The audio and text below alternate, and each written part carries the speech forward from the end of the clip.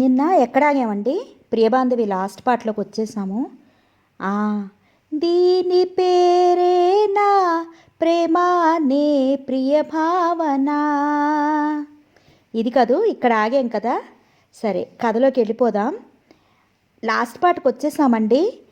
నేను చాలా ఎంజాయ్ చేస్తూ హాయిగా హ్యాపీగా ఒక కథ కూడా రాసేద్దామని నిర్ణయానికి తెప్పించిన నావల్ ఇది.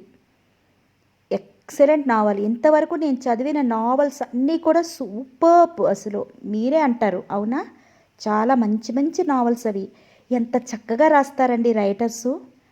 అసలు వాళ్ళకి అంత క్రియేటివిటీ ఎలా ఉంటుందో కానీ, ఒక 10 వాక్యాలు నా కళ్ళ ముందున్న దృశ్యాన్ని వర్ణించడానికి ఒక 10 వాక్యాలు పేపర్ మీద పెడదామంటే నా వల్ల కాదు. అందరికీ వందనాలు. ఈ గొప్ప గొప్ప రైటర్స్ అందరికీ పాదాభి వందనాలండి. కథలోకి వెళ్ళిపోదాం. తను ఎన్నోసార్లు స్వీటీతో వాదించేది, లవ్ ఎట్ ఫస్ట్ సైట్లు, ప్రేమలు అన్నీ ఒట్టి ట్రాష్, పనిలేని వాళ్ళు వాగే సొల్లు కబుర్లు. నిజ జీవితంలో బయోలాజికల్ నీడ్ కోసమే ప్రేమలు వలకపోసుకుంటారు. వారి లవ్ ఎటువంటిదంటే అద్దాల బీరువాలో దాచిపెట్టిన మిఠాయి లాంటిది. అది చేతికి దొరకనంతసేపు నోరూరిస్తుంది. ఒకసారి దాని రుచి తెలిసాక మొహం మొత్తి వెగటు కలిగిస్తుంది. ఎప్పుడైతే వెగటు పుడుతుందో చక్కెర వ్యాధి సోకిన పేషెంట్ లాగా ప్రేమ జోలికి పోక చేసిన తప్పుకి లెంపలేసుకుని ఒకరి లోపాలొకరు ఎంచుకుంటూ జీవితాంతం తీరిగ్గా పోట్లాడుకుంటారు. తన ప్రేమ నిర్వచనం విన్న స్వీటీ 10 నిమిషాలు ఆపకుండా నవ్వింది. పిచ్చిమోహమా, నిజమైన ప్రేమ మంచి గంధం, మల్లెపూల లాంటి సుగంధం, స్వచ్ఛత కలిగి ఎప్పటికీ నిత్య నూతనంగా పరిమళాలు వెదజల్లుతూ గుబాళిస్తుంది. నువ్వన్నట్లుగా కపట ప్రేమికులు ఉండవచ్చు, మరి వారి ప్రేమ వాసన లేని కాగితం పూలే కదా. అయినా ప్రేమలో నిండా మునిగి చూడు, అప్పుడు తెలుస్తుంది నీకు దాని విలువ అంది తనని ఆట పట్టిస్తూ. నేనా? ప్రేమ? నోవే అంటూ విలన్లా బిగ్గరగా నవ్వింది ఆ రోజు. మరిప్పుడు శ్రీను బావ మాటలకి చేతలకి నాగస్వరానికి కట్టుపడ్డ నాగినిలా ఊగుతోంది తన మనసు.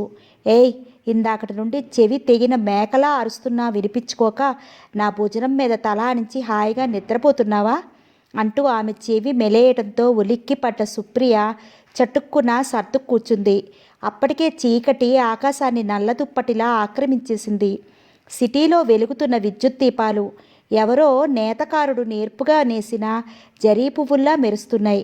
సారీ బావా, ఏదో ఆలోచనలో పడి అలా ఉండిపోయాను. రేపు ఎలాగూ కలుస్తాం కదా, ఇక బయలుదేరదామంటూ లేచి నిల్చుంటూ తన మనసులో రేగిన అలజడికి అతడి వైపుకు సూటిగా చూడాలంటే ఇబ్బందిగా తోచింది. అతడి స్పర్శ ఇంకా తన శరీరాన్ని అట్టిపెట్టుకున్నట్లుగానే అనిపిస్తోంది. ఎందుకింత సడన్గా మౌనవ్రతం పట్టిందో అతడికి అర్థం కాక తన దృష్టి డ్రైవింగ్ మీద పెట్టాడు. తను వెళ్ళేసరికి అంతా డిన్నర్ చేస్తున్నారు. కాళ్ళు చేతులు మొహం కడుక్కుని వచ్చి తను కూడా కూర్చుంది. ఇంత అర్ధరాత్రి వరకు ఏమిటా పెత్తనాలు? ఈడొచ్చిన పిల్లవి, కనీసం ఎక్కడ తిరుగుతున్నావో ఫోన్ అయినా చేయొచ్చు కదా అంది నాగమణి మందలింపుగా. కూతురు ఏం చెప్తుందా అన్నట్లు గోపాలరావు ఆమె వైపు ఆసక్తిగా చూశాడు. షూటింగ్ 6 గంటలకే అయిపోయింది డాడీ. ఈరోజు నమ్మలేని వింతొకటి జరిగింది.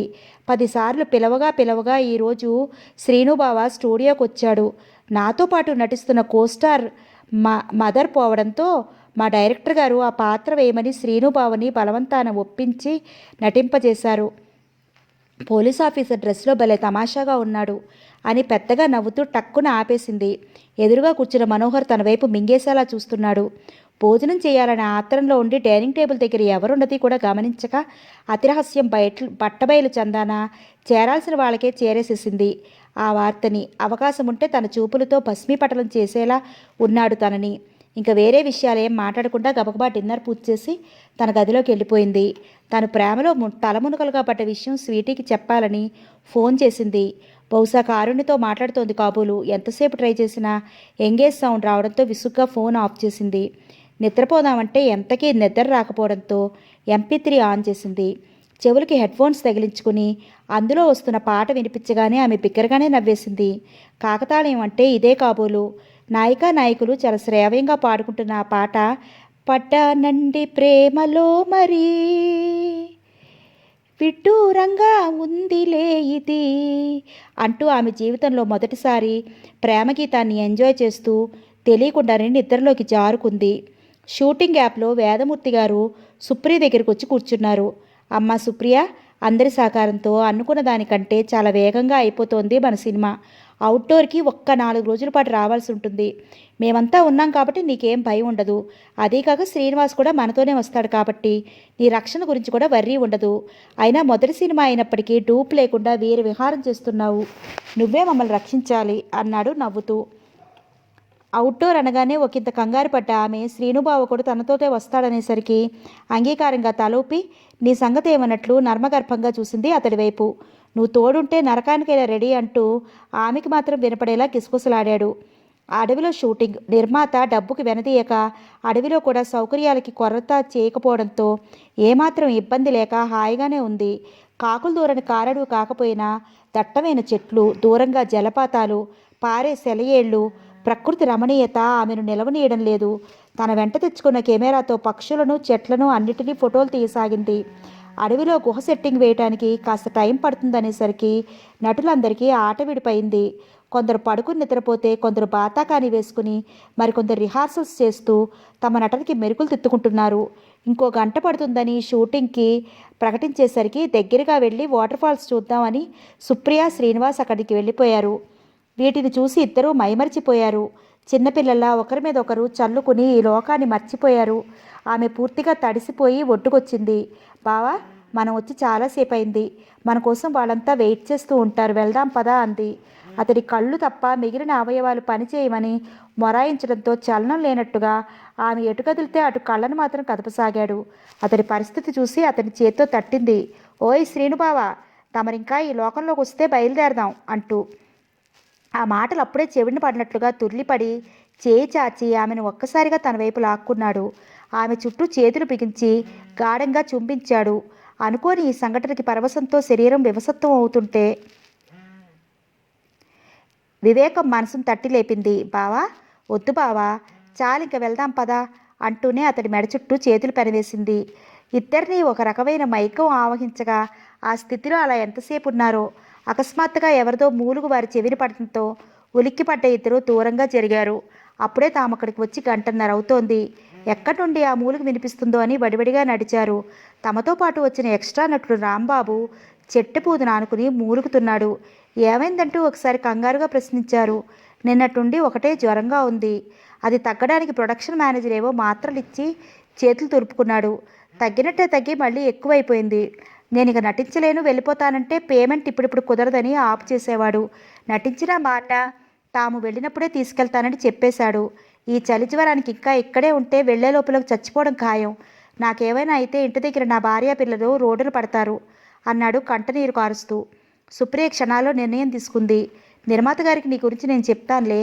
ఈ 1000 రూపాయలు ఖర్చులు ఉంచుకో, మిగిలిన విషయాలు మేము తిరిగి వచ్చాక మాట్లాడుకుందాం. ఆయన ఒకసారి సరే అంటే నిన్ను బస్సు ఎక్కించే ఏర్పాటు చేస్తాము అంది. శ్రీనివాస్ అతడికి ఆసరాగా ఉండి లొకేషన్కి తీసుకురావడంతో అంతవరకు టెన్షన్ పడుతున్న యూనిట్ సభ్యులు తేలిగ్గా నిట్టూర్చారు. అమ్మయ్య, వచ్చేసారా? షాట్ రెడీ అయింది. మీరు ఇంకా రాకపోతే ఎటెళ్ళారా అని కంగారు పడ్డాం. ఎంతైనా ఇది అడవి కదా, జాగ్రత్త అన్నారు వేదమూర్తి గారు. సుప్రియ రాంబాబు అనారోగ్యం గురించి చెప్పడంతో అతడిని బస్టాండ్ వరకు కారులో మనిషిని సాయించి పంపేశారు. మరి ఆ అడవిలో అతడి రోగం తీవ్రమైతే చేయగలిగిందేం లేదు. అతడు కృతజ్ఞతగా నమస్కరించి వెళ్ళిపోయాడు. ఈసారి మీ యూనిట్ అవుట్డోర్ షూటింగ్కి వెళ్తే ఒక డాక్టర్ని కూడా ఉండేలా చూసుకోండి. ఎవరైనా రోగాల బారిన పడి ఎమర్జెన్సీ కేసు అయితే ఏంటి సార్ వాళ్ళ గతి అంది సుప్రియ. వేదమూర్తి అంగీకారంగా తెలిపాడు. నీ సూచన దృష్టిలో పెట్టుకుంటాం. 4 రోజులే కదా అని డాక్టర్ విషయం మాకు తట్టలేదు అన్నాడు. ఎవరికీ ఏ అవంతరం లేకుండా షూటింగ్ పూర్తి చేసుకుని అంతా సిటీ చేరుకున్నారు. సినిమా చిత్రీకరణ పూర్తిగా వచ్చింది. శ్రీనివాస్ పాత్ర చిత్రించడం అయిపోవడంతో అతను 2 రోజులుగా రావటం లేదు. జాబ్ ట్రయల్స్లో బిజీగా ఉన్నాడు. ఆమెకు అర్థం కాని విషయం, మనోహర్ మళ్ళీ వేషం ఇప్పించమని తనని నష్టపెట్టకుండా నిశ్శబ్దంగా ఉండడమే కాదు, కంటికి కూడా కనిపించడం లేదు. ఆమె చాలా రిలీఫ్గా ఫీల్ అయింది అతను గొడవ వదిలిపోయినందుకు. అయితే ఈ విషయంలో చాలా తక్కువగా అంచనా వేసింది అతన్ని. చాప కింద నీరులా తమ కుటుంబానికి తలబెట్టబోయే హాని కాస్త ఆలస్యంగా ఆమె దృష్టికొచ్చింది. అది కూడా ఆమె చేసిన సహాయం తిరిగి ఆమెకు సహాయంగా మారింది. సినిమా షూటింగ్ మొదలయ్యి సరిగ్గా 35 రోజులైంది. ఇంకొక సీన్ తీస్తే ఆ రోజుతో ఆమెకు విముక్తి లభించేది. ఎవరెవరో వస్తున్నారు. ఫలానా సినిమాలు తీశామంటూ ఆమెను తమ సినిమాలో నటించమంటూ ఒత్తిడి తేసాగారు. ఇక తనకు ఆ ఉద్దేశం లేదంటూ సున్నితంగా తిరస్కరించిన ఆమె మాటలు విశ్వసించక పారితోషం ఒకరిని మించి ఒకరు పెంచి మరీ అడగడంతో ఆమెలో విసుగు కోపం తొంగి చూశాయి. అప్పటికి వారిని వదిలించుకునేందుకు ఆలోచించుకుని చెప్తాను అంది. సినిమా మొత్తం పూర్తి కావడంతో ప్రిలిమినరీ షోకి మీ ఫ్యామిలీతో తప్పక రావాలి. చాలా చక్కటి ప్రతిభ కనపరిచి నటించావు. నువ్వు సరేనంటే మా తర్వాత పిక్చర్లో నిన్ను శ్రీనివాస్ని హీరోయిన్స్గా బుక్ చేసుకుంటాం అన్నారు. ఆమె ముఖ కవళికలు విసుగును సూచించడంతో తొందరేం లేదు, ఆలోచించుకోండి అన్నారు.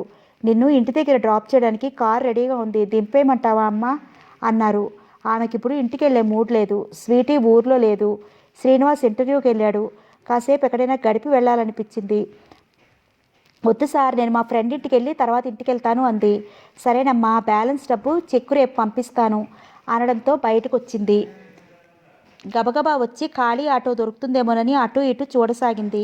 ఎవరో వ్యక్తి వేగంగా తన్ని సమీపిస్తుండడంతో అసంకల్పితంగా 2 అడుగులు వెనక్కి వేసింది. అతడు ఉరుకులు పరుగులు పెట్టి రావడంతో వగరుస్తున్నాడు.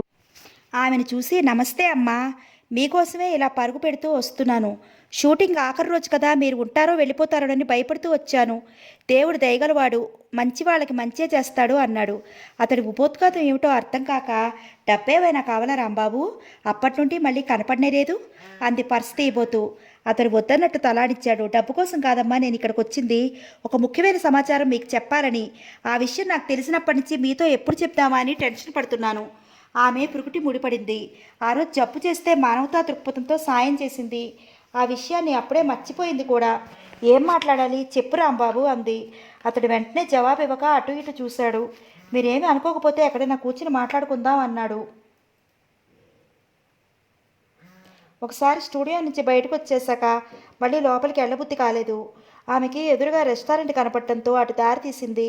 అతడు కాఫీ ఒకటి చాలడంతో కాఫీ ఆర్డర్ ఇచ్చి ఇప్పుడు చెప్పుమన్నట్లు చూసింది. అతడు ఒకసారి శ్వాస పీల్చుకుని చెప్పడం మొదలుపెట్టాడు. సుప్రియ నిటారుగా అయింది. అతను చెప్తున్న ఒక్కో విషయం వింటున్న కొద్దీ ఆమె ముఖం క్రోధంతో ఎరుపెక్కసాగింది. మధ్య మధ్యలో అతడిని ప్రశ్నిస్తూ తనకు కలిగిన అనుమానాలు తీర్చుకోసాగింది.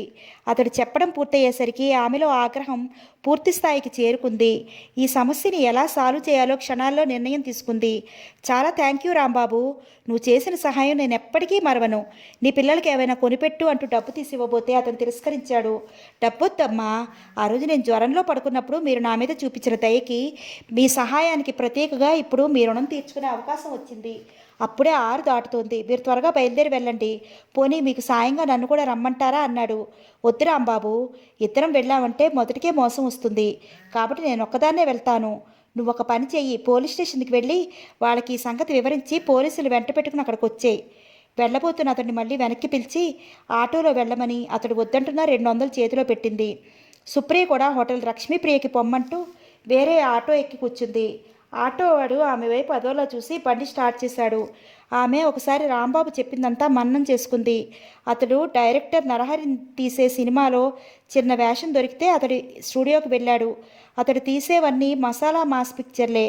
ఆటం బాంబులు లాంటి బొంబాయి భామలతో ద్వంద్వార్థ డైలాగులు, వెకటు హాస్యం, కొండకుచో అశ్లీలత అన్నీ కలిపి ఊహల్లో బ్రతకాలనుకునే సగటు ప్రేక్షకుడి నాడి తెలుసుకుని సినిమా హిట్ అనిపించుకోకపోయినా ఫట్ అనే అనకుండా యావరేజ్గా తీస్తాడు. అయితే అతడి సినిమాలో నటించాలనుకునే హీరోయిన్లు ఒళ్ళు దాచుకోకుండా కష్టపడటమే కాదు, ఆ సంగతి నిరూపిస్తూ అతన్ని సంతృప్తపరచగలగాలి. అందుకే సాధారణంగా అతడు తీసే సినిమాల్లో వలువలతో పాటు విలువలు కూడా ఉండవు. డబ్బు సంపాదనే ధ్యేయంగా పెట్టుకున్న వాళ్ళు తమకొచ్చిన అవకాశాలను అందిపుచ్చుకుంటారే కానీ ఉచ్చనీచాల గురించి అంతగా పట్టించుకోరు. నరహరి కూడా బాల్యంలో పేదరికం అనుభవించడంతో తనకి ఎదురైన బాధలు, అవమానాలు మూలంగా లోకం మీద, మనుషుల మీద ఒక విధమైన కసి పెంచుకున్నాడు. అతడు సినీ దర్శకుడుగానే కాదు, సందు చిక్కితే ఫిల్మ్ వ్యాపారంతో పాటు బ్లూ ఫిల్మ్ వ్యాపారంలో ఆరితేలాడు. ఆ విషయం చాలా గోప్యంగా, పకడ్బందీగా జరగడం వల్ల బయటికి అంతగా పొక్కలేదు. సుప్రియ సినీ నటి కావడం వల్ల వేదమూర్తి గారు అతడికి అవకాశం ఇవ్వక కాదు, పొమ్మన్న మనోహర్ తన ప్రయత్నాలు మానక చెట్టు పేరు చెప్పి కాయలమ్మనుకున్నట్లుగా నిర్మాత, డైరెక్టర్ అని చెప్పుకునే ప్రతి ఒక్కడి దగ్గరికి వెళ్ళి సినిమాలో నేను వేషం ఇమ్మంటూ ప్రదక్షిణాలు చేస్తూనే ఉన్నాడు. తన వల్ల కాకపోయినా కనీసం సుచిత్రతోనైనా పని జరగవచ్చునని అప్పుడప్పుడు ఇంట్లో ఎవరికి చెప్పకుండా ఆమెను కూడా వెంటేసుకుని స్టూడియోల చుట్టూ చక్కర్లు కొడుతున్నాడు. అదిగో ఆ క్రమంలోనే అతడికి నరహరి తగిలాడు. పూర్వాశ్రమంలో అతని తమ్ముడు మనోహర్ కలిసి చదువుకున్నారు. ఆ సందర్భంలోనే అతన్ని ఇది వరకు 1-2 సార్లు చూశాడు. అప్పుడప్పుడు జరిగే రాకపోకల వలన ఇతగాడితో కూడా పరిచయం ఉంది. అతడే ఈ డైరెక్టర్ అని కలుసుకునే వరకు మనోహర్కి తెలియదు. ఆ రోజు అతడితో సుచిత్ర కూడా ఉండటంతో అతని పని సులువైంది. సుచిత్రను పరిశీలనగా చూస్తూ తలూపి తను తీయబోయే సినిమాలో ఇదివరకే అవకాశం ఇద్దరికీ అవకాశం ఇవ్వడానికి అంగీకరించి మనోహర్ని విడిగా కలవమన్నాడు. సినిమాలో ఛాన్స్ అనగానే మనోహర్ ఆ మర్నాడే వెళ్ళి నరహరిని కలిశాడు. కాసేపు పిచ్చాపాటి మాట్లాడుకున్నాక నరహరి డైరెక్ట్గా అసలు విషయంలోకి వచ్చేశాడు. లాభం లేకపోయినా తానెవరికీ సాయం చేసే గుణం అలవాటు లేదని, లాభం లేకుండా తానెవరికీ సాయం చేసే గుణం అలవాటు లేవని, తను చెప్పిన దానికి అంగీకరిస్తే రాబోయే సినిమా పెద్ద పెద్ద బ్యానర్దని నిర్మాతకి చెప్పి అతడిని హీరోగా తీసుకోవడమే కాకుండా పారితోషికం పెద్ద మొత్తంలో ఇప్పిస్తానని ఆశ పెట్టాడు.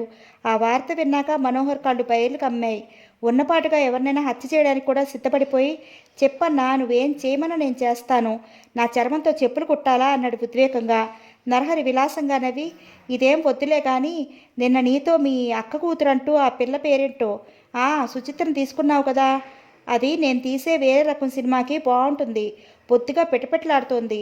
నువ్వు సరేనంటే ఆ ఫిల్మ్ ఏదో నీతోనే తీస్తాను. పుణ్యం పురుషార్థం రెండూ తగ్గుతాయి. దీనికి కూడా నీకు డబ్బు ఇస్తాను. ఆ పిల్లను కూడా ఎంజాయ్ చేయొచ్చు. ఏమంటావు? అతడు తీసే ఫిల్మ్ ఎటువంటిదో చూచాయిక అర్థమైన మనోహర్ మొహం భయంతో పాలిపోయింది. బ్లూ ఫిల్మా? ఈ సంగతి తెలిస్తే మా అక్క బావ నన్ను చంపేస్తారు. అయినా దీనికి మా శుచి ఒప్పుకోదు అన్నాడు గొంతు వణుకుతుంటే. నరహరి పళ్ళుని నవ్వాడు. మా తమ్ముడు ఫ్రెండ్ అని నిన్ను గొప్పవాడిగా చేద్దామనుకుంటే ఒట్టి పిచ్చోళ్ళ ఉన్నావు. ఇలాంటి పనులు అందరికీ తెలిసేలా చేస్తారా ఎవరైనా?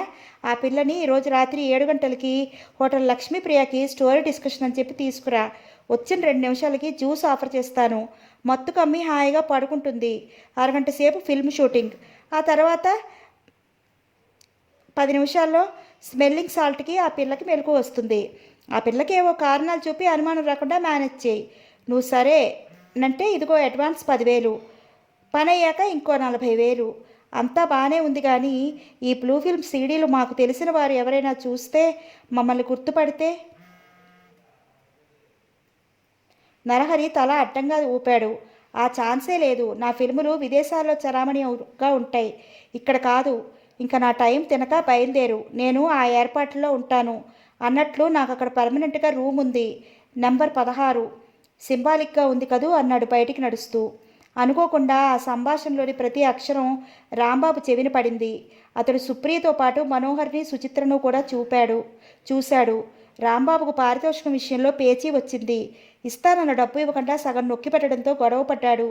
వాళ్ళు మొండి చేయి చూపించి బెదిరించి పారేయడంతో డైరెక్ట్గా నిర్మాతకి తన గోడు చెప్పుకోవాలని ఆఫీస్ రూమ్లో ఒక మూలగా కూర్చున్నాడు. నరహరి మనోహర్ అక్కడికి వచ్చి మాట్లాడుకోవడంతో మొత్తం వినగలిగాడు. అప్పటికి టైం 5 అయింది. డబ్బు సంగతి మర్చిపోయి రాంబాబు బయటకు వస్తుంటే నిర్మాత అప్పుడే ఆ రూమ్లోకి వస్తూ అతడి వైపు అనుమాన దృక్కులతో చూశాడు. ఎలాగూ తప్పించుకోలేక రాంబాబు తన పారితోషికం సంగతి చెప్పడంతో, న్యాయం చేస్తానంటూ మాట ఇవ్వడంతో బ్రతుకు జీవుడా అనుకుని వేగంగా సుప్రియ దగ్గరికి పరిగెత్తుకొచ్చాడు. అది జరిగిన విషయం దిగమని ఆటో వాడు చెప్పడంతో ఆమె ఆలోచన నుండి తేరుకుని అతడికి డబ్బిచ్చి పంపేసింది. తిన్నగా రిసెప్షన్ కౌంటర్ దగ్గరికి వెళ్ళింది. రూమ్ నెంబర్ 16లో నరహరి గారు అపాయింట్మెంట్ ఇచ్చారు అంది. అతడి రూమ్కి అమ్మాయిలు రావడం మామూలే కనుక పెద్దగా ఆసక్తి కనపరచకుండా ఎటు వెళ్లాలో దారి చూపించింది. రూమ్ సర్వీస్ అంటూ తలుపు చప్పుడు అవడంతో నరహరి ఈ టైంలో డిస్టర్బ్ చేయొద్దని డోంట్ డిస్టర్బ్ బోర్డు పెట్టినా పట్టించుకోకుండా తలుపు కొడుతున్న వారి మీద మండిపడుతూ తలుపు తీశాడు. ఏయ్, నీకు బుద్ధుందా? బయట బోర్డు కనపడలేదా అని అరుస్తున్న అతని మాటలు పట్టించుకోక అతన్ని నెట్టుకుంటూ లోపలికి వచ్చేసింది. అప్పటికే సుచిత్ర స్పృహలేని స్థితిలో మంచం మీద పడుకుంది. మనోహర్ టవల్ మాత్రం కట్టుకుని కుర్చీలో కూర్చుని విస్కీ తాగుతున్నాడు.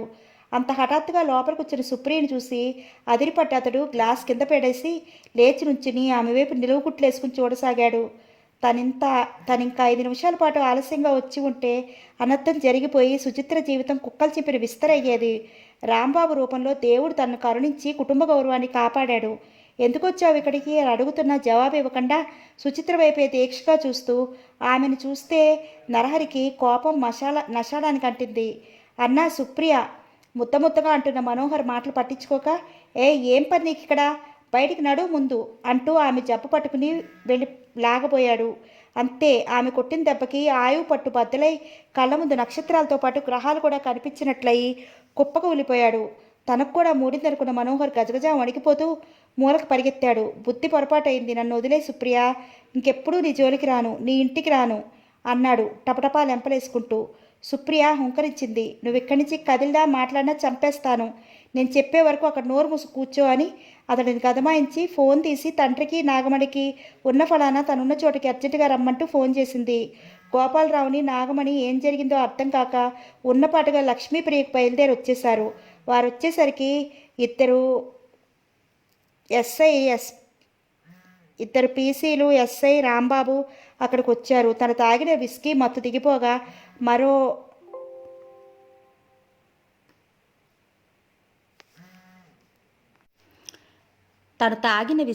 దిగిపోగా మనోహర్ షర్ట్ మాత్రం వేసుకుని బిక్కుబిక్కుమంటూ కూర్చున్నాడు.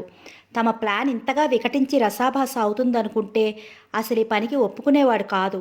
డబ్బాసతో పాటు కొరకంచు సుప్రియ మీద ఆశ వదులుకుని కనీసం సుచిత్రనైనా పెళ్లి చేసుకుంటానని నాగమణిని అడిగితే తిట్టి అవమానించింది. ఇంకోసారి పెళ్లి మాట ఎత్తితే చెప్పుతో కొడతానని బెదిరించడంతో అప్పటికి తలొంచుకుని మౌనంగా అక్కడి నుంచి వెళ్ళిపోయాడు. అప్పటి నుండి సుప్రియని సుచిత్రని ఎలా నవ్వులు పాలు చేయాలా అని ఆలోచిస్తూనే ఉన్నాడు. అనుకోని విధంగా నరహరి బ్లూ ఫిల్మ్ రూపంలో ఆ అవకాశాన్ని కలిగించడంతో ముందు కొంచెం భయపడినా ఒక్క దెబ్బకు 2 పిట్టలు అని ఆనందంగా ఒప్పేసుకున్నాడు. ఇటు డబ్బు రావడమే కాక ఆ ఫిల్మ్ తాలూకు సీడీ ఒకటి తన దగ్గర ఉంచుకుని నాగమణ్ణి బ్లాక్మెయిల్ చేసి సుచిత్రను పెళ్లాడి ఆ ఇంటికి అల్లుడైపోవచ్చని ఆశపడిపోయాడు.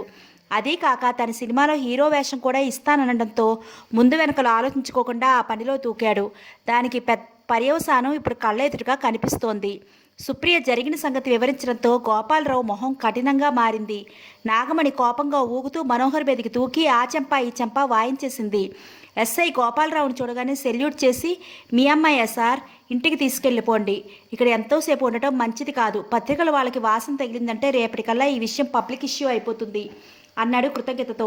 అవును మరి, అతడి తల్లికి ఆపరేషన్ చేసి ప్రాణదానం చేసిన డాక్టర్ అతను. స్పృహలో లేదంటే ఈ విషయంలో మీ అమ్మాయి ప్రమేయం ఏమీ ఉండదు. స్పృహొచ్చగా ఈ విషయం గురించి ఏమీ తెలియనట్లు ఉంటేనే మంచిది అన్నాడు కింద పడి ఉన్న నరహరిని మనోహర్ని కానిస్టేబుల్స్కి అప్పచెప్తూ. అక్కడున్న సరంజామా అంతా చూసి గోపాలరావు సంశయిస్తూ అడిగాడు. ఎటువంటి అఘాయిత్యం జరగలేదు కదా అన్నాడు. ఎస్ఐ కెమెరా అటు ఇటు తిప్పి చూసి, ఆ భయమేమీ అక్కర్లేదు సార్, ఇది ఇంకా ఓపెన్ చేయలేదు కూడా, షట్టర్ మూసేసుంది. మరి ఇతడు మేడం గారి బంధువు కదా, ఏం చేయమంటారు అన్నాడు ఎస్ఐ. నాగమణి చీత్కారం చేసింది. బంధుత్వాన్ని కూడా మరిచి ఎప్పుడైతే నా కూతురిని చెరపట్టాలనుకున్నాడో, దాని బ్రతుకు నిప్పుల గుండలో నెట్టాలనుకున్నాడో ఆ క్షణం నుండే నా దృష్టిలో వాడు చచ్చిన వాడి కింద లెక్క. వాడిని మీరెంత కఠినంగా శిక్షిస్తే అంత ఎక్కువ సంతోషిస్తాను అంది. అయితే ఇంకే, వీడి భరతం పడతాం, మీరింటికి వెళ్ళిపోండి సార్ అని వెళ్ళిపోయాడు. మత్తు వదిలి కళ్ళు తెరిచిన సుచిత్ర నాకేమైంది అంటూ లేచి కూర్చుంది. రాంబాబుని రేపింటికొచ్చి కలుసుకోమంటూ తను అడ్రస్ ఇచ్చి పంపేసింది సుప్రియ. ఇంటికి చేరుకున్నాక కూడా తల్లిదండ్రుల గాంభీర్యం, అక్క ముభావం ఇవేమీ కూడా పట్టించుకోని స్థితిలో ఉన్న సుచిత్ర తన గదిలోకి వెళ్ళి మత్తుగా పడుకుంది. ఇంటి పట్టునుండగా క్లబ్బులంటూ తిరుగుతావు, చూసావుగా నీ ముద్దుల కూతురికి ఎటువంటి గతి పట్టేదో. సమయానికి నా బంగారు తల్లి వెళ్ళి రక్షించకపోతే జరిగిన అవమానానికి తలో కాస్త విషం తీసుకుని చావాల్సి వచ్చేది. ఇకరైనా నీ తిరుగుళ్ళు మాని ఆడపిల్ల కన్నతల్లిగా దాన్ని మంచి చెడ్డలు చూసుకో. భర్త మందలింపుకి నాగమణి కళ్ళు వర్షించసాగాయి. తన కూతురికి తప్పిన గండం తలుచుకుంటే నిలువెల్లా భయం ఆవహించి వెన్ను జలధరించింది. తన కూతురుని రక్షించి తనకి క్షేమంగా అప్పగించిన సుప్రియ అంటే ఇన్ని సంవత్సరాలుగా మంచులా గడ్డకట్టుకుని ఉన్న అసూయ, ద్వేషం, అయిష్టత కన్నీటి రూపంలో ఆమె మనసులో నుండి బయటికి నెట్టివేయబడి పూర్తిగా ప్రక్షాళన చేయబడింది. అమ్మా సుప్రియ, ఎన్ని జన్మలెత్తినా నువ్వు చేసిన ఉపకారం మర్చిపోను, నీ రుణం తీర్చుకోలేనిది అంది ఆమె కౌగిలించుకుని ఏడుస్తూ. భలేదానివి పిన్ని, శుచి నాకు పరాయిదా, చెల్లెలు కాదా అంది అనునయంగా. నిజంగా నా మీద నీకు కోపం లేకపోతే నువ్వు కూడా నన్ను అమ్మా అని పిలువు. చిన్నప్పుడు నీ మీద అసూయతో నీకు చేసిన ద్రోహాన్ని క్షమించు అంది ఏడుస్తూ. ఎందుకమ్మా అంతలా బాధపడతావు? నన్ను మగపిల్లాళ్ళ పెంచడం వల్లనే కదా నాలో తెగింపు, ధైర్యం అలపడ్డాయి. నువ్వే ఉద్దేశంతో చేసినా నాకు మేలే జరిగింది అంది నవ్వుతూ. హాని చేసేవారికి కూడా క్షమాభిక్ష పెట్టే గుణం, తనకి చెడు జరిగిన ఎదుటివారిని నిందించక అందులోని మంచిని మాత్రమే స్వీకరించే ఔదార్యం ఎందరిలో ఉంటాయి? తనకి చెడు జరిగిన ఎదుటివారిని నిందించక అందులోని మంచిని మాత్రమే స్వీకరించే ఔదార్యం ఎందరిలో ఉంటాయి? నిజంగా తన కూతురు ఆణిముత్యం అనుకున్నాడు గోపాలరావు ఆమె సమాధానం విని. ఆ మర్నాడే పేపర్లో వచ్చిన వార్త చాలామందికి హాట్ టాపిక్ అయింది. హోటల్ లక్ష్మీప్రియ మీద దాడి జరిగి డైరెక్టర్ ముసుగులో బ్లూ ఫిల్ములు తీస్తూ విదేశాలకి ఎగుమతి చేస్తున్న నరహరి వైనం కథలుగా ప్రచురించారు. అందులో ఎక్కడా మనోహర్ పేరు ప్రస్తావించకపోవడంతో ఒకంత ఆశ్చర్యానికి లోనై గోపాలరావు ఎస్ఐకి ఫోన్ చేసి అడిగాడు. ఎందుకు సార్ అతడి ప్రమేయం? తీగలాగితే డొంక కదులుతుంది. కావాలనే అతడిని ఈ కేసు నుంచి తప్పించాము. మీరేమీ వర్రీ కాకండి. కనీసం 5-6 సంవత్సరాలు శిక్ష పడేలా వాడిని ఇరికించి ఎఫ్ఐఆర్ కూడా రాయటం అయిపోయింది. మీరింక స్టేషన్కి వచ్చే పని కూడా లేదు, నిశ్చింతగా ఉండండి అని ఫోన్ పెట్టేశాడు. జరిగిన సంఘటనలకు సుప్రియ చాలా డిస్టర్బ్ అయింది. స్వీటీ చెప్పా పెట్టకుండా ఊరికి పోవటం కూడా ఆమెకి అసహనం కలిగిస్తోంది. మిగిలిన బ్యాలెన్స్ అమౌంట్ 5 లక్షల చెక్కు వచ్చినా అనాసక్తిగా వెనక్కి పడేసింది. నాగమణి కోపం పట్టలేక సుచిత్రని 2 వాయించి మరీ జరిగిన విషయం చెప్పేయడంతో ఆమె బాగా బెదిరిపోయింది. ఇలా జరుగుతుందనుకోలేదు నేను. హీరోయిన్ చేస్తానని మామయ్య ఆశ పెట్టాడు. అక్క నటిస్తోంది, నేనెందుకు నటించకూడదు అనుకున్నాను. నన్ను క్షమించమ్మా, ఇంకెప్పుడు సినిమాలకు వెళ్ళను, బాగా చదువుకుంటాను అంది ఏడుస్తూ. మామయ్యని చూడాలనిపించి ఫోన్ చేసింది వస్తున్నట్లుగా. నేనే నీకు ఫోన్ చేద్దాం అనుకుంటున్నాను. శ్రీనుకి కొంచెం జ్వరంగా ఉంది, వీలైతే ఒకసారి వచ్చిపో అన్నాడు. ఆ వార్త విని ఆమెకు ఒక్క క్షణం కూడా కాలు నిలవలేదు. అక్కడికి వెళ్ళటానికి గబగబా రెడీ అయిపోయింది. నాగమణి ఇదివరకులా అహంకారాన్ని కోపాన్ని ప్రదర్శించక సుప్రియ పట్ల చాలా ప్రేమగా వ్యవహరిస్తూ ప్రవర్తించడంతో బయటికి వెళ్తున్న సుప్రియ అక్కడే ఉన్న నాగమణితో చెప్పింది. అమ్మా, శ్రీనుబావకి జ్వరంగా ఉంది, నేను అక్కడికే వెళ్తున్నాను. డాడీ వస్తే ఆయనకి చెప్పు అంది. అమ్మ అన్న అలవాటు లేని పిలుపు సుప్రియకి చాలా ఆహ్లాదంగానే ఉంది. తనకి తల్లి స్థానంలో ఉంది. తనకి స్వంత తల్లి కాకపోయినా ఆ పిలుపు ఆమెకే చెందుతుంది.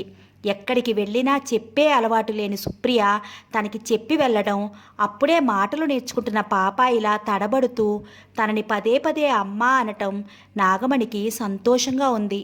అనవసరంగా చెప్పుడు మాటలు విని తన మనస్సు కలుషితం చేసుకుని సుప్రియ పట్ల తను ప్రవర్తించిన తీరుకి చింతించింది. సుప్రియ వెళ్ళేసరికి రాజశేఖరం కాఫీ కలుపుతున్నాడు. నాంచారమ్మ ఊరికెళ్ళింది, 2 రోజులైంది, నేనే వంట చేస్తున్నాను అని అన్నాడు. సుప్రియ బాధపడుతూ అంది. అదేంటి మావయ్య, నన్ను రమ్మని పిలవచ్చు కదా అంది చిరుకోపంగా. నీకు వంట చేయటమే రాదు, పిలిచినా ఉపయోగం ఏముంది? అదీ కాక ఆ సినిమా షూటింగులతో బిజీగా ఉన్నావు, నిన్ను ఇబ్బంది పెట్టాలని పిలవలేదు అంటూ కాఫీ కప్పులు ఆమె చేతికిచ్చాడు. బావ మేడ మీద ఉన్నాడు, వెళ్ళి కాఫీ ఇచ్చిరా, నేను ఈ కూర కాస్త పోపులో వేసి వస్తాను అన్నాడు. తనకి వంట రానందుకు సుప్రియ నిజంగానే చిన్నబుచ్చుకుంది. ఎలాగైనా కమలమ్మ గారి దగ్గర ట్రైనింగ్ అయ్యి ఈసారి తనే స్వయంగా వండి తండ్రి కొడుకుల్ని ఆశ్చర్యపరచాలి అనుకుంది. ఆమె మేడపైకి వెళ్ళేసరికి శ్రీనివాస్ మంచం మీద లేడు. అస్తవ్యస్తంగా ఉన్న అతడి పరుపును సర్దింది. బాత్రూమ్ నుంచి బయటకొచ్చిన అతడికి చూసి ఆశ్చర్యపోయింది. మొహం పీక్కుపోయింది. ఏమైంది బావా అంది ఆతృతగా అతడి చేతిని పట్టుకుని. అరే పిచ్చి, ఏమైంది నా కన్నీళ్ళు? మొన్న సాయంత్రం నుండి వైరల్ ఫీవర్, కాస్త నీరసంగా ఉంది అంతే అన్నాడు. నాకు ఫోన్ చేయొద్దా? పరాయిదా అన్నయ్యానా అంది కోపంగా. చాలాసార్లు చేశాను, నువ్వే ఫోన్ ఎత్తలేదు అన్నాడు. తను షూటింగ్ టైంలో ఫోన్ ఆఫ్లో పెడుతుంది. ఆ తర్వాత సుచిత్ర గొడవలో పడి ఎక్కడో బ్యాగులో అడుగుని ఉండిపోయిన ఫోన్ సంగతే పట్టించుకోలేదు. మామయ్యకి కూడా ల్యాండ్ ఫోన్ నుంచే చేసింది. అది నొక్కుకుపోయి ఆఫ్ అయిపోవడంతో తనకి న్యూస్ అందలేదు. సారీ బావా, నాదే పొరపాటు. మావయ్య కిచెన్లో ఉన్నారు, కాస్త చూసొస్తాను అంది. ఆమె కిందకు వచ్చేసరికి హాల్లో గోపాలరావు నాగమణి కూర్చుని రాజశేఖరంతో మాట్లాడుతున్నారు. నేను కూడా మీ చెల్లెల్నే అన్నయ్య, కాదనకుండా మా ఇంటికి రావాలి. అబ్బాయికి జ్వరం తగ్గే వరకు మీరు మా దగ్గరే ఉండాలి అంటోంది.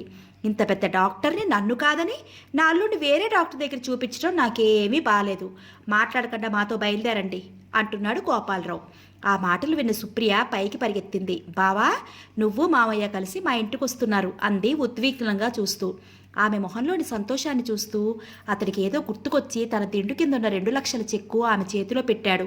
సిరినరుడుగా నా సంపాదన, ఇది నీకే అంకితం అంటూ. ఒత్తెరపోయిన ఆమె ఆ ఉద్దేశాన్ని మార్చుకుని దీన్ని ఏం చేసినా ఏమీ అనుకోవుగా అంది. అతను లేదన్నట్లుగా తల ఊపాడు. 4 రోజులు పట్టింది అతడు జ్వరం నుంచి కోలుకోవడానికి. ఇంకో 2 రోజులుండి వాళ్ళు వెళ్ళిపోయారు. ప్రత్యూష ఊరి నుండి వచ్చేసింది. వచ్చి రాగానే సుప్రియని అల్లుకుపోయింది. ఎన్నాళ్ళైందో నిన్ను చూసి అంటూ. చెప్పా పెట్టకుండా ఊరికి పోయావు, అప్పుడేమైంది ప్రేమ? నాతో మాట్లాడుకుపో అవతలికి అంది ఆమెని దూరంగా నెట్టేస్తూ. అమ్మమ్మకి బాలేదని కబురుస్తే అప్పటికప్పుడు వెళ్ళిపోయాం. అది బాగా పల్లెటూరు, నీకు తెలుసుగా. అక్కడి నుండి ఎన్నిసార్లు ట్రై చేసినా సిగ్నల్ అందలేదు. దేవుడి దయ వలన అమ్మమ్మ బాగానే కోలుకుంది. ఆవిడ బతికుండగానే నా పెళ్లి చేసేయాలనడంతో అక్కడి నుంచి మేము చెన్నై వెళ్ళాం అంది కాస్త సిగ్గుపడుతూ. చెన్నైకి సిగ్గుకి లంకేంటో కాస్త ఆలస్యంగా అర్థం చేసుకున్న సుప్రియ వాట్ అంటూ అరిచింది. స్వీటీ అవునన్నట్లుగా తలోపి, కారుణ్య వాళ్ళ నాన్నగారి బిజినెస్ చూసుకుంటూనే MBA చేస్తాడట. అమ్మమ్మ కోరిక మూలంగా మా పెళ్లికి ముహూర్తం పెట్టేశారు. పెళ్ళైనా కూడా ఫైనల్ ఇయర్ అయ్యాకనే కాపురానికి వెళ్తాను. అంతవరకు తన పాటలేవో తను పడతాడు అంది నవ్వుతూ. ఎప్పుడూ తనని చూసి పలకరించకుండా మొహం తిప్పుకునే నాగమణి తనంతట తాను దగ్గరికొచ్చి తమందరి యోగక్షేమాలు అడగటం ప్రత్యూషని ఆశ్చర్యపరిచింది. అంతేకాదు, సుప్రియను ఆవిడను మాటకోసారి అమ్మా అని పిలవడంతో సంగతి ఏమిటి అన్నట్లు కళ్ళెగరేసింది. దానిని ప్రతిగా ఆమెను తన గదిలోకి తీసుకుపోయి ఈ మధ్యకాలంలో జరిగిన సంగతులు విడమర్చి చెప్పింది. అన్నీ ఆమెను ఆశ్చర్యపరిచే సంఘటనలే. వేదమూర్తి గారు స్వయంగా ఇంటికొచ్చి ఇన్విటేషన్ ఇచ్చి ఆహ్వానించడంతో సుప్రియ ప్రిలిమినరీ షోకి తప్పనిసరిగా తన కుటుంబ సభ్యులతో పాటు ప్రత్యూష కుటుంబం, మామయ్య, బావ కూడా హాజరయ్యారు. సినిమా మొదలైన క్షణం నుంచి తెర మీద తన సజీవ రూపం చూసుకుని నిజంగా అది తనేనా అని ఆశ్చర్యపోయింది. సినిమా పూర్తయ్యాక విలేకరులతో పాటు దర్శక నిర్మాతలు సుప్రియ, శ్రీనులను చుట్టుముట్టారు తమ సినిమాలో నటించమంటూ. అందరికీ చిరునవ్వే సమాధానమిచ్చి తప్పించుకున్నారు. ప్రత్యూష పెళ్లి సమయం రానే వచ్చింది. పెళ్లి కూతురు పెళ్లి కొడుకు తమ కాలేజీ వాళ్లే కావడం, అది లవ్ మ్యారేజీ కావడం, అన్ని తరగతుల స్టూడెంట్స్తో పెళ్లి సందడి చాలా సందడిగా ఉంది పెళ్లి పందిరి. సుప్రియను స్వీటీ గట్టిగా హెచ్చరించింది. కనీసం నా పెళ్లికైనా చీరతో కనపడు, లేకపోతే నిన్ను బయటికి గెంటేస్తాను అంది బెదిరిస్తూ. శ్రీను బావ కోరిక కూడా అదే. ఒకసారి మాటల్లో అన్నాడు, నిన్నొకసారి చీరలో చూడాలనుంది, నా కోరిక తీరుస్తావా అంటూ. సందర్భం కలిసి రావడంతో నాగమణి సాయంతో పట్టుచీర కట్టుకుంది. కానీ అలవాటు లేక నిమిషానికోసారి జారిపోతూ ఆమెను చిరాకు పెట్టసాగింది. ఆమెను చీరలో చూసిన వారు ఆశ్చర్యంతో నోరు తెరుచుకుని ప్రత్యూషను చూడటం మానేసి ఆమెనే చూడసాగారు. నేను అందుకే చీర కట్టుకోను, పెళ్లి చూడడం మానేసి అందరూ నన్నే చూస్తున్నారు అంది శ్రీనివాస్తో. చీరలో ఎంత ముద్దొస్తున్నావో తెలుసా? ఇంకా జడ వేసుకుని పూలు పెట్టుకుంటే సాక్షాత్తు మా అత్తయ్యలాగే ఉంటావు అన్నాడు. ప్రత్యూష పెళ్లి అట్టహాసంగా జరిగిపోయింది. సుచిత్ర తన దృష్టిని చదువుపై కేంద్రీకరించి తిండి పిచ్చి, టీవీ పిచ్చి వదులుకుని దారిలో పడింది. సుప్రియ తన ఖాళీ సమయాన్ని కమలమ్మ గారి దగ్గర వంటలు నేర్చుకోవడంలో వినియోగిస్తోంది. శ్రీనివాస్ సాఫ్ట్వేర్ కంపెనీలో జాబ్ సంపాదించాడు. కారుణ్య తన చదువు, బిజినెస్లో బిజీగా ఉన్న నెలకొకసారైనా ప్రత్యూష కోసం హైదరాబాద్ వస్తున్నాడు. సుప్రియ జుట్టు పెంచుకోసాగింది. అంతేకాదు, చేనేత చీరలు పొందిగ్గా కట్టుకోవడం రావడంతో ప్రత్యూషే కాదు, ఆమె గురించి తెలిసిన వారు కూడా ఆమెలోని ఈ మార్పును నమ్మలేకపోతున్నారు. తనకి బావకి పారితోషికంగా వచ్చిన 2 చిక్కులను అనాథ శరణాలయానికి, వృద్ధాశ్రమానికి అందజేసింది. ఆమె నటించిన చిత్రం అనూహ్యంగా హిట్ అయి 100 రోజుల పండగ చేసుకుంది. అంతేకాదు, ఉత్తమ నటి అవార్డును కూడా గెలుచుకుంది. అయినా సినిమా పట్ల తన దృక్పథాన్ని మార్చుకోలేదు. డిగ్రీ పూర్తి చేశాక తన బావని పెళ్లి చేసుకోవాలి. వెండితెర మీద నటన పేరుతో తన ఎమోషన్స్, ఫీలింగ్స్ అందరికీ పంచడం ఆమెకి ఇష్టం లేదు. ఎలాంటి భావాలనైనా సరే అవి తన బావతోనే పంచుకోవాలి. తన పరీక్షలు అయిపోగానే శ్రీనివాస్తో పెళ్లి ముహూర్తాలు ఖరారు చేశారు. పెళ్లి కూతురుగా సుప్రియ మెరిసిపోతోంది. శ్రీనివాస్ అయితే ఆమె నుండి చూపులు తిప్పుకోలేకపోతున్నాడు. స్నేహితుల వేళాకోళాలు, ఆట పట్టించడాలతో పెళ్లి వేడుక అట్టహాసంగా ముగిసింది. ఎక్కడి వారు అక్కడికి వెళ్ళిపోవడంతో ఏకాంతం దొరికింది. కొత్త బట్టలు, మెడలో పసుపు తాడు, నల్లపూసలు, మొహంలో సిగ్గుతొంతరలతో ఉన్న ఆమెను ఎంత చూసినా తనివి తీరడం లేదు. ఆ రాత్రి మధురమైన తొలిరేయి. ఎంతో కళాత్మకంగా తీర్చిదిద్దిన ఆ గది తనకు సుప్రియమైన ప్రియురాలి సోయగం ముందు దిగతుడిపే అనుకుని ఆమె కోసం నిరీక్షించసాగాడు. తన దగ్గరికి వస్తున్న సుప్రియ చేతిలోని పాల గ్లాసును పక్కన పెట్టి ఆమెను చుట్టేశాడు. అయ్యో తలుపులు బావా, ఎవరైనా చూస్తారు అని అంటున్న ఆమె మాటలు చెవిన పడి చటుక్కున తలుపులు బంధించి ఆమెను తన బిగిగౌరికిల్లో బంధించాడు. అతడి పెదాలు ఆర్తిగా ఉచ్చరిస్తున్నాయి. నా ప్రేమ తపస్సు ఫలించి లభించిన ప్రియబాంధవివి, ఎన్ని జన్మలైనా నువ్వు నా దానివి. అతడి చేతుల్లో ఆమె మైనంలా కరిగిపోతోంది. అవును బావా, ఇది ఈ జన్మ బంధం కాదు, ఎప్పటికీ నిలిచే ఉంటుంది అని ఆర్తిగా అతడి చుట్టూ తన చేతులు పెనవేసింది. వారి చేతులకు ఆకాశంలోని చంద్రుడు చుక్కలు సిగ్గుపడి మబ్బులను చాటు చేసుకున్నాయి. అయిపోయింది. ఇంకొక కొత్త నవలతో మళ్ళీ కలుసుకుందాం. Thank you.